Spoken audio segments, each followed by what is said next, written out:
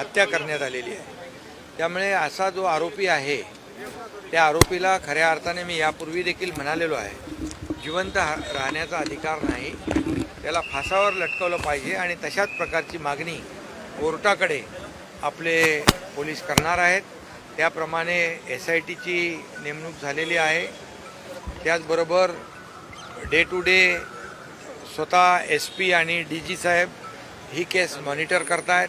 मुख्यमंत्री महोदय सातत्याने यावर त्यांचंही लक्ष आहे आणि या केसमध्ये अगदी प्रत्येक पुरावा गोळा करून फुलप्रूफ अशी केस ही जी आहे कोर्टासमोर चार्जशीट 2 आठवड्याच्या आतमध्ये सबमिट करण्याचा देखील प्रयत्न पोलीस करतायत।